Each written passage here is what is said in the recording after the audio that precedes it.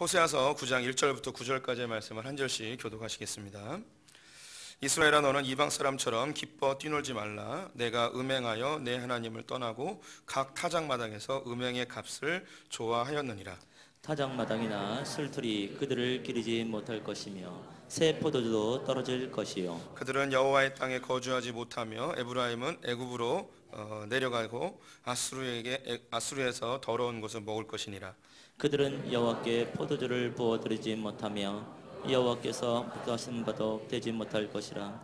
그들의 재물은 애곡하는 자의 떡과 같아서 그것을 먹는 자는 더러워지나니 그들의 떡은 자기의 먹기에만 소용될 뿐이라. 여호와의 집에 드릴 것이 아니니라. 너희는 명절날과 여호와의 절기의 날에 무엇을 하겠느냐?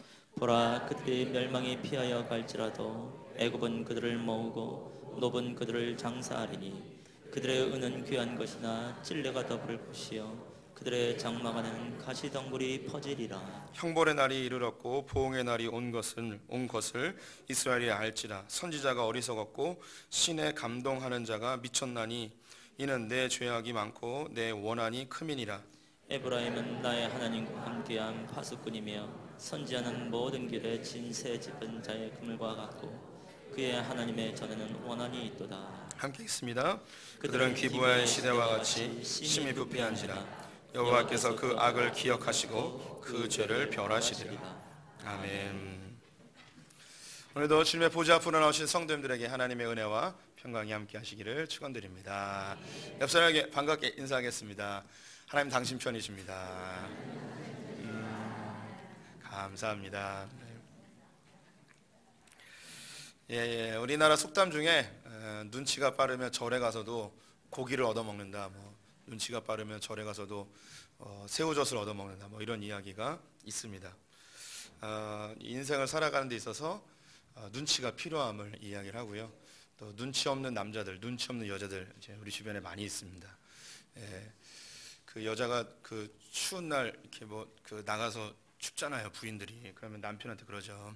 아, 여보 좀 춥네요 라고 하면 남편이 뭐라고 하길 원하시는 걸까요? 여자들은 원하는 게 있는데 남자들이 뭐라고 그러냐면 내가 처음부터 집 나올 때부터 알아봤어. 그 얘기가 아니죠. 벗어달라 이런 건데 남자들은 진짜 눈치가 없죠. 그거부터 시작돼서 수많은 것들이 정말 눈치 없는 남자들 많이 있습니다. 또 이런 개인적인 삶뿐만 아니라 우리 사회 주변을 또 보면 눈치 없이 행동하는 사람들도 참 많이 있죠. 얼마 전에 무슨 대형 사고가 있었는데 국회의원들이 그 대형 사고 앞에서 기념사진을 찍고 이걸 또 자기 SNS에 올리고 이런 어떻게 보면 정말 어른들이 해서는 안 될 그 우는 자들 앞에서 기념사진 촬영하고 있고 이런 모습들이 참 상황 파악 못한다, 참 눈치 없다, 이런 이야기를 듣게 됩니다. 또 얼마 전에 한 정치에 입문하려는 아주 유명한 사람이 청년 실업이 굉장히 100만 시대인 이 한국 땅에서 청년들이 취업을 못하면 해외 자원봉사라도 가라고 이런 얘기를 했다가 문매를 맞았죠. 누가 나가고 싶지 않아서 안 나가겠습니까? 누가 일하고 싶지 않아서 안 하겠습니까? 젊을 때 고생 좀 해봐야 된다 이런 이야기를 하는 무슨 장관도 있었고, 젊은이들의 그 아픔을 전혀 이해하지 못하는 좀 눈치 없는 행동들이죠. 우리 사무실에도 참 눈치 없는 분이 한 분 계십니다. 그분의 이야기를 하자면 정말 몇 날 며칠을 할 수 있는데 이야기를 굳이 나누진 않겠습니다. 같이 사는 사람이 참 힘든 적이 많이 있습니다. 그런 분들 주변에 있다면 참 힘들겠죠. 제가 왜 눈치 얘기를 하냐면요, 우리 호세아서를 보면서 하나님께서 이스라엘 백성들이 멸망할 즈음에 호세를 통하여 그들이 왜 멸망해야 하는지, 그들의 죄악과 그들의 어리석음을 조목조목 다 이야기를 하고 있었습니다. 그 이야기의 무게 굉장히 심했죠. 그런데 이 이스라엘 백성이 그런 이야기를 들으면 좀 정신을 차리고 하나님께 좀 잘하고 좀 삶을 바꾸고 이런 좀 눈치가 있어야 할 텐데, 지금 하나님이 얘네들을 죽일까 말까 이런 고민을 하고 있는데 이 백성들은 눈치 없이 예전의 삶 그대로 이렇게 살아가고 있는 거예요. 그래서 9장에서는요, 이 호세아가 너무 화딱지가 나가지고 너희들 진짜 너무 정말 눈치가 없어도 이렇게 눈치가 없니? 하나님이 나를 통하여 이렇게 그 너희들의 죄악을 그렇게 낱낱이 다 이야기함에도 불구하고 너는 아직도 이렇게 눈치가 없냐 하면서 이야기하는 게 9장입니다. 9장 1절 호세아가 하는 이야기입니다. 같이 읽어보도록 하겠습니다. 이스라엘아, 너는 이방 사람처럼 기뻐 뛰놀지 말라. 내가 음행하여 내 하나님을 떠나고 각 타작 마당에서 음행의 값을 좋아하였느니라. 호세아가 이스라엘 백성들에게, 이 눈치 없는 이스라엘 백성들에게 뭐라 이야기하느냐, 너는 이방 사람들처럼 기뻐 뛰놀지 말라라고 이야기하고 있습니다. 지금 하나님이 죽일까 살릴까 막 이런 고민하고 있는데 잘 보여도 시원치 않을 판에 지금 얘네들 뭐 하고 있냐면 기뻐 뛰놀고 있습니다. 어디서 뛰노느냐? 타작마당에서 뛰노는 거죠. 타작마당에서 왜 뛰놀고 있겠습니까? 수확을 많이 한 거예요. 곡식을 많이 거둔 거예요. 우리가 이미 성도님이 아시듯이 고대 이스라엘 사회에서는 추수를 마치면 거기서 잔치를 벌입니다. 한 2박 3일 동안 잔치하고 텐트 치고 거기서 자면서 뭐 각종 음식들을 하고 양 잡고 걷어들인 곡식들을 가지고 잔치하고 막 이렇습니다. 술 먹고 막 유흥을 즐기고 하지요. 근데 본문을 보게 되니까 거기서 이제 음행을 했다고도 이야기를 하는데, 고대 사회에서 그 추수를 하고 타작마당에서 잔치를 벌이면 주변에 있던 창기들이 이제 돈이 생기니까 여기 와서 이제 몸을 파는 일이 있었다고 합니다. 이스라엘 백성들이 실제로 여기서 그런 일을 했는지는 알 수 없지만 뭐 상황을 보면 그럴 수 있는 충분한 가능성이 있어요. 네, 하나님께서 여기 이제 그 호세아가 이야기하는 이 음행은 단순히 육체적인 그런 음행을 뛰어넘어 하나님 아닌 다른 것들을 섬기는, 또 하나님 우상으로 섬기는 그런 것을 이제 음행이라고 표현을 하고 있습니다. 얘네를 지금 죽일까 살릴까 하는 이런 상황 속에 눈치 없이 하나님 앞에 좀 똑바로 겸비하여 하나님께 서야 되는데, 자기들 부자 됐다고, 수확물이 많아졌다고 지금 잔치하면서 뛰놀고 놀고 있는 거예요. 거기다가 어쩌면 이런 그 성적인 이런 음행들도 저지르면서 그렇게 막 그 희희낙낙거리고 있는 것이죠. 죽을 날이 바로 앞임에도 불구하고 말이죠. 이렇게 눈치 없는 이스라엘 백성들, 여기 너희가 기뻐 뛰놀다, 이 이야기는 성경에서 똑같은 단어가 한 군데 더 나오게 되어집니다. 그것이 이제 출애굽기 32장인데요.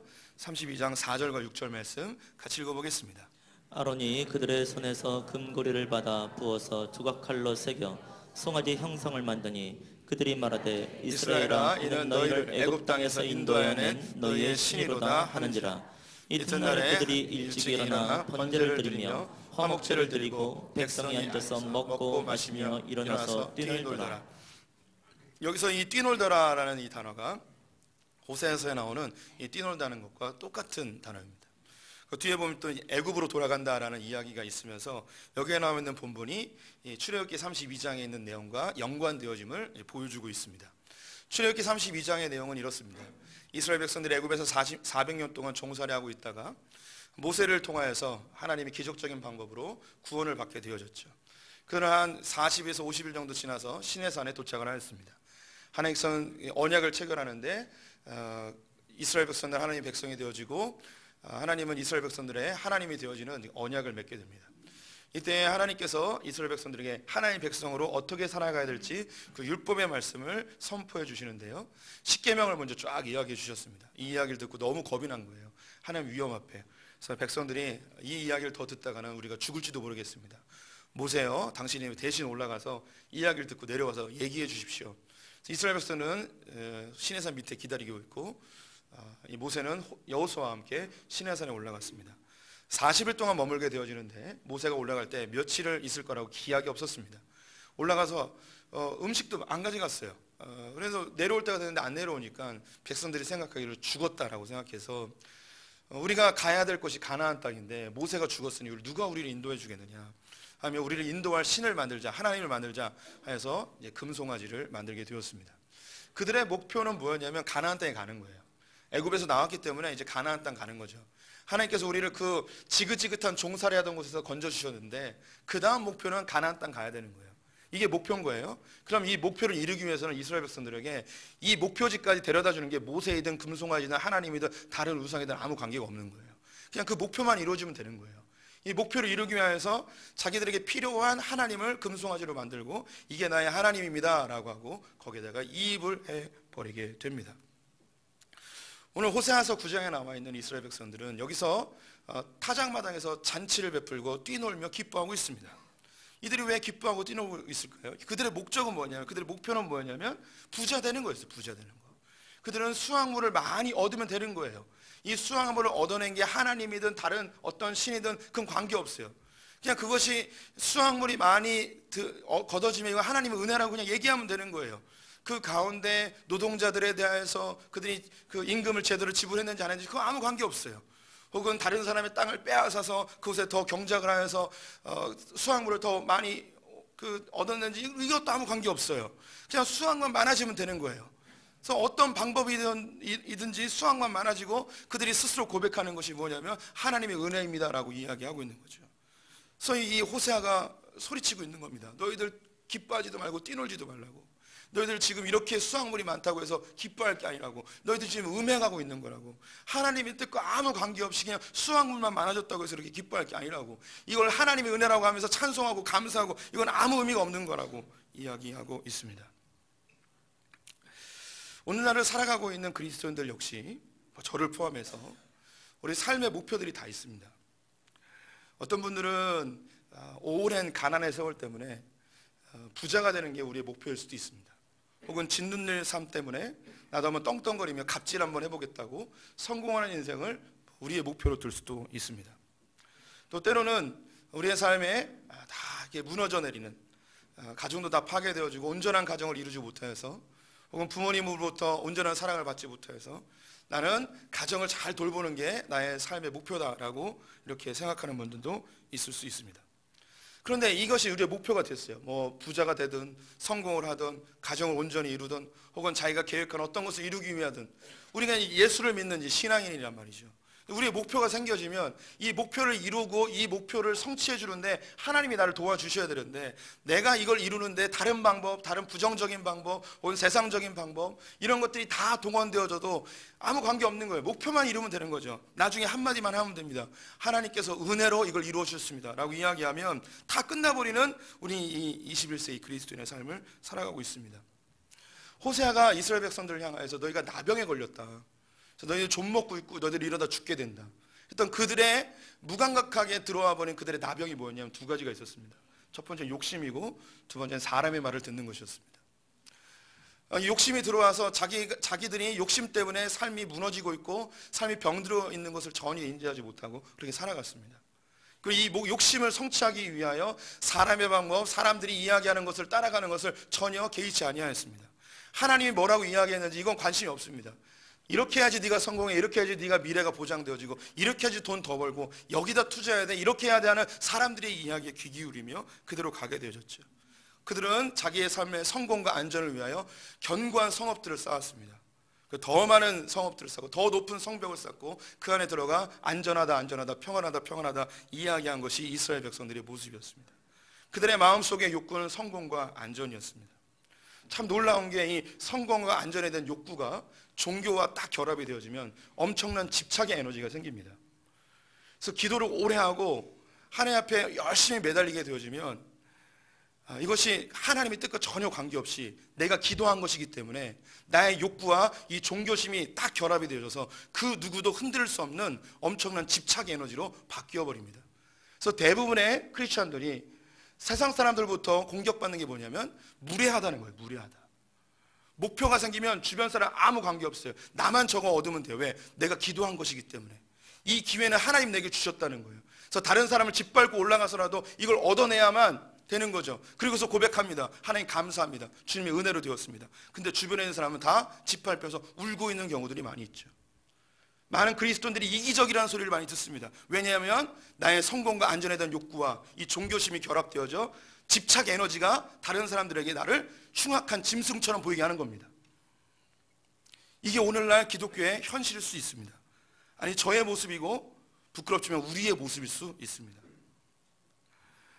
기도를 많이 하고 신앙생활을 많이 하고 교회에 충성하고 소위 믿음 좋다는 사람들이 이상하게도 주변 사람들에게 너무 비판적인 모습으로 보여지고 얼굴은 차갑고 웃음은 없어지고 표독스럽고 그 얼굴은 마치 화난 모습처럼 사람들에게 보여지는 이유가 뭘까요? 그것이 바로 우리의 욕심과 종교가 결합되어진 집착 에너지 때문입니다.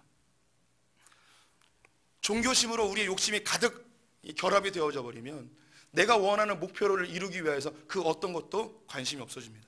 하나님의 뜻 필요 없습니다. 나의 행동으로 사람이 눈물 흘리고 짓밟혀지는 거 아무 관계 없습니다. 왜? 나는 이 목표를 이루어야 되거든요. 하나님이 이 목표를 내게 주셨거든요.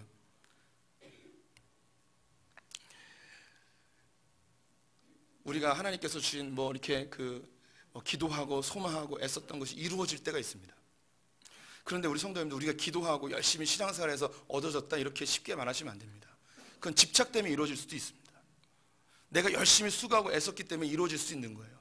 세상 사람들도 마찬가지예요. 성도님들 주변 사람들 보십시오. 성공한 사람들, 이 성공한 사람들이 마음에 여유가 있습니까? 아니면 굉장히 날카로워져 있습니까? 성공한 사람들의 공통점이 여유가 없습니다. 마음에 사람을 품질 못합니다. 밑에서 자기 직원들을 엄청 쪼읍니다. 왜냐하면 자기가 그렇게 살았거든요. 마음에 여유가 없는 거예요. 그 사람들 곁에 있으면 다른 사람들이 다 불안해해요. 성공한 사람들 옆에 있으면 마음이 편안하지 않고 오히려 불안해요. 왜 그러냐면 그 사람들도 그 집착 에너지 때문에 그걸 이루기 위해서 사람들에게 많이 상처를 주고 있는 거예요. 그런 사람들이나 우리들이나 별반 차이가 없어요. 우리가 교회에 다녔기 때문에, 기도했기 때문에, 하나님이 도우셨기 때문에 이뤘다고 이렇게 얘기하면 안 돼요. 그냥 우리의 욕심 때문에 이루어질 가능성도 많아요. 하나님의 은혜라고 이야기한다면 내가 아무것도 안 했음에도 불구하고 주시는 것. 그러면 제가 늘 이야기하죠. 은혜는요, 언제 진짜 은혜냐면 내가 은혜로 받았으면 은혜로 나눠줄 때 이때가 진짜인 거예요. 내가 하나님의 은혜로 받았다고 얘기해요. 은혜는 선물이란 뜻이거든요. 내 공로와 나의 이 열심 없이 그냥 주님이 주신 거예요. 그냥 공짜로 주셨으니까 공짜로 나눠줄 수 있어야죠. 그런데 은혜로 받았다고 이야기하면서 절대 안 나눠줍니다. 아무에게도 베풀지 않죠. 왜? 내가 기도했는데, 내가 얼마를 기다렸는데 라는 생각으로 우리가 점점점 표독스러워질 수 있습니다. 그때 호세아가 이야기합니다. 기뻐하지 말라고, 뛰놀지 말라고. 완전히 초치고 있는 거죠. 어쩌면 지금 제가 우리 성도님들에게 초치고 있는 걸 수도 있습니다. 왜 그러느냐? 왜 이렇게 호세아는 초치고 있는가? 2절과 3절 말씀에 그 이유가 나옵니다. 2절 3절 같이 읽어보도록 하겠습니다. 타작마당이나 술틀이 그들을 그리지 못할 것이며 새 포도도 떨어질 것이요 그들은 여호와의 땅에 거주하지 못하며 에브라임은 애굽으로 다시 가고 아스로에서 더러운 것을 먹을 것이니라. 왜 이들에게 기뻐하지 말고 뛰놀지 말라 이야기하느냐? 너희들 이렇게 가게 되면 너희들이 그렇게 지긋지긋하게 생각했던 그 애굽으로 다시 돌아간다는 거예요. 너희들이 갖고 있는 거 다 빼앗겨버리고 옛날의 삶으로 돌아간다는 거죠. 젊은 시절에 혹은 어린 시절에 가난을 경험했던 사람들은요, 돈에 대한 집착이 아주 강합니다. 혹은 짓눌렸던 사람들은 성공에 대한 집착이 강할 수 있고요. 가정이 파괴됐던 분들은 가정에 대한 집착이 강할 수도 있습니다. 이런 모습들이 우리의 이제 목표가 되어져서 그것을 향해서 달려갑니다. 근데 신기한 게 뭐냐면 어느 정도 이루었어요. 이루었는데 그 마음속에는 만족감이 없어요. 계속 그게 목표인 거예요. 계속 더 많은 것, 더 견고한 것을 추구하게 되어지죠. 이상한 게 예전에 우리 성도님들은 꿀꿀이 죽을 먹으면서도 만족스러웠는데 지금은 최고급 레스토랑에 가서도 고기가 질기느니, 핏기가 아직 안 갖춰졌다느니, 야채가 신선하지 않다느니 이렇게 하면서 10만 원짜리 고기를 먹으면서도 우리는 불평하는 것이 우리의 모습입니다. 그게 목표가 돼버렸기 때문에 더 좋은 것을 추구하게 되는 것이죠. 성공도 마찬가지입니다. 우리 하나님께 주신 풍성한 삶을 누리고 있음에도 불구하고 우리는 여전히 부족하다고 느끼고 살죠. 참 신기한 게 가난한 자와 부자의 기준이 뭘까요? 정말 돈이 많음에도 불구하고 그 마음속은 가난하게 사는 사람이 있습니다. 물질적으로 넉넉하지 않음에도 불구하고 그 마음속에 부유하게 사는 사람도 있죠. 왜 그러는가? 누가 가난한 사람이냐면요, 돈이 많은 사람이, 돈이 없는 사람이 가난한 자가 아니에요.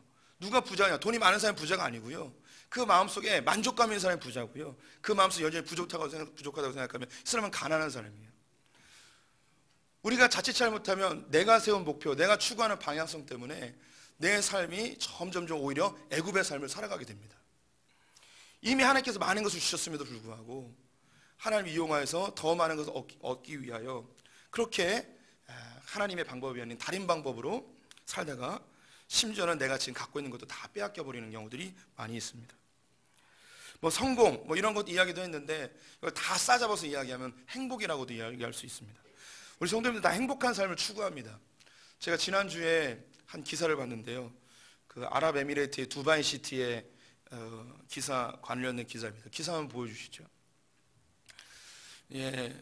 시민의 행복 지수가 지금 90%래요. 90%의 사람들이 90% 정도 행복하다고 느끼고 있는데 2021년에 95%까지 행복 지수를 높인다는 거예요.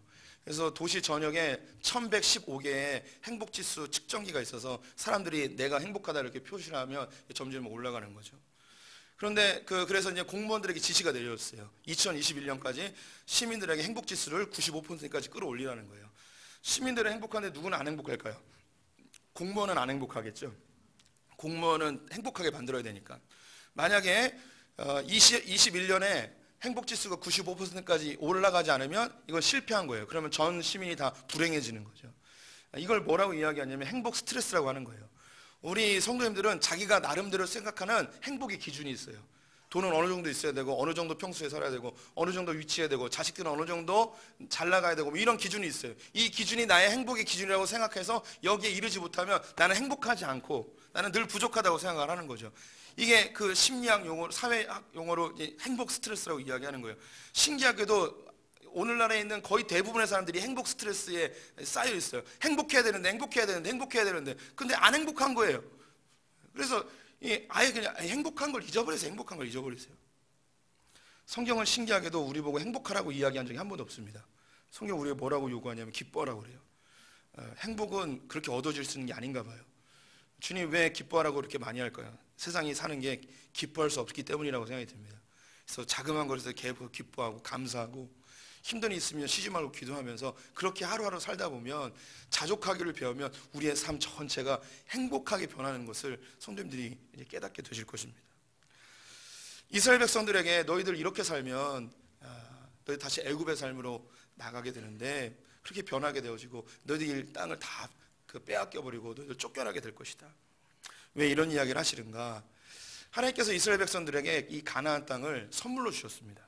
그들은 노력하지 않은 곳에서 수확을 얻게 되고 자기들이 짓지 않은 성읍을 해서 살게 되어지고 그들이 파지 아니한 우물을 얻게 되었습니다. 하나님이 그들에게 선물로 주셨다면 선물을 준 목적이 있겠죠.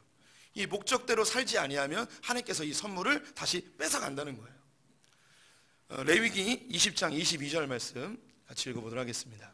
너희는 나의 모든 규례와 법도를 지켜야 하라. 그리하여야 내가 너희를 인도하여 거주하게 하는 이 땅이 너희를 토하지 아니하리라. 하나님이 선물로 그 땅을 주셨대요. 그 땅에서 하나님께서 이스라엘 백성들로 살게 하고 싶은 목적과 계획이 있었던 거예요. 그것은 다른 나라 사람들과 다르게 하나님의 통치와 다스림을 받으며 그 땅에서 하나님 나라를 이루기를 주님은 꿈꾸셨어요. 다른 나라 사람들은 성공과 안전을 위하여서 다른 사람의 것을 빼앗기기도 하고 전쟁을 하기도 하고 약한 사람 또 가난한 사람을 짓밟으며 그렇게 살아가지만 이스라엘 백성은 좀 다르게 살아가라는 거죠. 하나님의 규례와 법도대로 살아가라는 거예요. 근데 하나님의 법도와 규례, 좀 어려운 이야기지만 호세아서에서 이야기를 해주셨어요. 하나님 이스라엘 땅 가운데 가장 먼저 찾으셨던 게 뭐냐면 진실과 인애와 하나님을 아는 것이었어요. 이게 하나님의 법도 하나님의 질서예요. 진실하라는 거예요. 거짓 행하지 말고 정직하게 일하라는 거죠. 또한 인애, 사람을 존귀하게 여기라는 거예요. 이 세상은 거짓을 동원하여서라도 자기가 돈만 많이 벌면 되는 거예요. 성공하면 되는 거예요. 안정된 삶을 살면 된다고 이야기하는 거예요. 다른 사람을 짓밟고 갑질을 해서라도 뭐 사람들이 어떻게 눈물을 흘리지만 관계없이 나만 잘 살면 된다는 이런 세상의 풍조 속에 살아가는데 하나님 나라는 좀 다르다는 거예요. 없는 사람들, 약한 사람들, 이 사람들 돌보면서 사람을 존귀히 여기고 마땅히 일한 것에 대한 대가를 지불하면서 함께 기뻐하면서 이 받은 은혜, 너희가 은혜를 받았다면 함께 은혜를 나누며 그런 나라 한번 만들어 보라는 거예요. 그리고 이 땅을 살아가다 보면 어쩔 수 없이 가시덤불 엉겅퀴가 나게 되어 있는데 시련과 고통과 아픔이 오게 되어지면 그것을 종교적인 노력으로 바꾸려 하지 말고 이 가운데 하나님이 내게 향하신 계획이 무엇인지 하나님의 뜻을 발견해보고 하나님 알아가기를 기뻐하는 거예요. 잘 될 때는 잘된 나름대로 하나님의 뜻이 무엇인지 분별하고 고통이 있을 때는 이 고통 가운데 하나님이 하고 싶어하는 일이 무엇인지 한번 상고해보는 진실하고 사람을 존귀히 여기고 하나님 아는 것에 힘쓰는 이런 나라가 되길 바라는데 이스라엘 백성 이거 아무 다 필요 없는 거예요. 거짓을 동원해서라도 성공만 하면 되는 거예요. 사람을 짓밟아서라도 나만 잘 살면 되는 거예요. 하나님의 뜻과 관계없이 그냥 내가 먹고 마시는 것에 그 내가 원하는 대로 내 소욕대로 살면 된다고 생각을 하는 거죠. 하나님께서는 이 이스라엘 백성 너희들 그렇게 살면 이 땅에 너희를 토해내 볼 것이다 이야기하는 거죠. 실제로 이스라엘 백성들은 가나안 땅에서 쫓겨나게 되었습니다. 토함을 당하게 되었습니다. 애굽으로 쫓겨나게 되고 아수르로 팔려가고 바벨론으로 팔려가게 되었습니다. 이것은 하나님의 나라에서 실제로 일어나는 일이고 이 땅에서도 일어나는 일입니다. 우리 성도님들, 저는 소풍교회 담임 목사로 부름받았습니다. 저는 이 소풍교회가 하나님께 주신 선물입니다. 저는 어떠한 노력도 하지 않았음에도 불구하고 이 소풍교회를 거저받았습니다. 그러면 하나님께서 저를 이곳에 선물로 이 소풍교회를 저에게 주셨다면 하나님이 저를 향한 목적과 계획이 있겠죠. 이 계획대로 하지 아니하면 주님이 해야 될 일이 있습니다. 저를 이곳에서 던져버리는 겁니다. 뺏어가 버리는 겁니다. 저를 토해내 버리는 것이죠. 하나님이 저를 왜 부르셨을까요? 요한복음에 나와 있는 것처럼 내 양을 먹이고 내 양을 치라는 거예요. 주님의 말씀을 우리 성도님들에게 잘 먹이고 말씀을 잘 가르치고 성도님들이 그릇된 길로 가지 않게 하기 위하여서 우리 성도님들에게 조금 마음 아픈 이야기일 수 있겠지만 그렇게 잘 돌봐가지고 엉덩이 툭툭 치면서 똑바른 길로 가게 하는 게 저에게 부르심의 소명입니다. 제가 이 소풍교를 통해서 내 자식 잘 먹고 잘 살게 하고 나라의 부를 누리고 내가 편안하게 살고자 한다면 하나님께서 저를 토해내 버리실 것입니다. 이미 성도님들은 여러 교회들을 통해서 그렇게 목사가 자기의 유익을 위하여 교회를 이용했다가 그렇게 토함을 당한 그런 일들을 수없이 많이 보셨을 것입니다. 이게 하나님의 질서예요. 하나님의 질서. 하나님이 선물로 주신 것을 똑바로 그 목적대로 활용하지 아니하면 주님이 토해내 버리시는 거죠. 이 세상도 하나님이 만드셨기 때문에 세상의 질서도 동일합니다. 우리는 얼마 전에 대통령이 자기에게 주어진 직무를 잘 수행하지 못해서 국민의힘에 의하여 그가 쫓겨나는 것을 보게 됐습니다. 토해내지는 것이죠. 근데 여기서 이제 차이점이 있습니다. 하나님 우리에게 이 성경의 말씀을 주시면서 우리에게 알려주는 거예요. 너희들이 왜 토함을 당하게 되었는지, 너희들이 왜 이런 고난을 당하게 되는지 우리에게 알려주는 거죠. 그래서 우리에게 이것을 고치라는 거예요. 좀 너희들이 똑바로 안 하면 토함을 당하게 되니까 좀 정신을 차리라는 거죠. 근데 신기한 건 예수 안 믿는 사람이 그런 토함을 당하게 되면 어떤 반응을 보이냐면 내가 재수가 없어서 나만 걸렸다고 생각을 하죠. 세상 사람들과 기독교인이 다른 거예요. 이런 말씀을 누가 보느냐? 우리만 보는 거예요. 우리만. 이 세상은 다 하나님이 창조하셨고 하나님이 질서로 운행하고 계세요. 하나님의 방법대로 안 살면 이 세상 사람들 똑같이 하나님의 징계를 받게 돼 있어요. 근데 이게 하나님의 징계인지 재수가 없어서 그런 건지 그들은 다르게 생각하는 거죠. 우리는 재수 없어서 그런 게 아니라 하나님이 나를 다루고 계시는구나라는 걸 깨닫게 되어집니다. 하나님이 이 세상을 한번 심판한 적이 있었습니다. 노아의 홍수 때이죠. 창세기 6장을 보게 되면 그때 당시에 사람들이 생각하는 모든 것이 악하였다고 이야기합니다. 그 당시에 사람들이 악했다고 이야기하는데 도대체 무슨 악을 행했는지 우리 대단히 흉악한 범죄들을 저질렀을 것이라고 생각하겠지만 예수님이 노아 시대의 사람들의 범죄를 아주 간략하게 명확하게 설명을 해주셨습니다. 마태복음 24장 38절 39절 말씀 같이 읽습니다. 홍수 전에 노아가 방주에 들어가던 날까지 사람들이 먹고 마시고 장가들고 시집가고 있으면서 홍수가 나서 그들을 다 멸하기까지 깨닫지 못하였으니 인자의 임함도 이와 같으리라. 예수님이 이 땅에 다시 오게 되는데 노아의 홍수 때에 임하였던 그 갑작스러운 징계처럼 예수님도 도적처럼 우리에게 임하게 된다는 거죠. 근데 그 당시에 사람들이 뭐 하고 있었냐면 먹고 마시고 시집가고 장가가고 있었다는 거예요. 그럼 예수님이 오시는 때도 이 세상 사람들이 뭐 엄청난 대단히 큰 죄를 짓고 이런 게 아니에요. 이 세상 사람이 다 뭐 하고 있었냐면 먹고 마시고 시집가고 장가가고 있을 거라는 거예요. 이들의 삶의 방향성이 뭐에 있냐면 먹고 마시고 시집가고 장가가는 게 있다는 거예요. 그럼 주님이 왜 노아 시대 때 그 사람들이 먹고 마시고 시집가고 장가가는 것 때문에 왜 다 죽여버렸느냐? 뭐가 그렇게 대단한 큰 죄인가? 이게 왜 죄냐면 하나님이 사람을 만든 목적이 나 혼자 잘 먹고 잘 살게 하기 위해서 만든 게 아니기 때문이에요. 아담과 하와를 에덴에 만드셨을 때는 생육하여 번성하여 정복하고 다스리고 충만해지도록 만드셨습니다. 즉 하나님의 방법대로 하나님 나라를 만들라는 거예요. 진실하게 사람을 존귀히 여기며 하나님의 뜻을 분별하면서 그렇게 하나님이 기뻐하신 나라 만들도록 하였는데 그 이후에 사람들은 하나님의 아들들이 사람의 딸들의 아름다움을 보고 자기가 원하는 대로 다 여자들을 아내로 삼아버립니다. 네피림이라는 그 영웅들이 나타나서 이 계급 사회를 만들어버리고 자기들이 원하는 대로 법체제를 만들어서 자기에게 해를 끼치는 자는 77배의 벌을 더하여서 그냥 죽여버리는 뭐 이런 일들, 사람을 존귀히 여기지 아니하고 자기에게 몸에 상처를 조금 줬다고 자기 하인을 그냥 죽여버리는, 생명을 존귀히 여기지 않는 그런 시대를 만들어버렸어요. 그 이유는 뭐냐면 나 해 입으면 안 된다는 거예요. 나 손해보면 안 된다는 거예요. 내가 잘 먹고 잘 살아야 된다는 거죠. 우리 기독교인들이 어느 순간 하나님을 나의 우상으로 만들어버려서 잘 먹고 잘 사는 것에 집착하고 내 자식이 시집 잘 가는 것에 집중해버리는 그런 모습이 되어진다면 주님이 똑같아요. 쓸어버리시는 거예요. 토해내버리시는 거예요.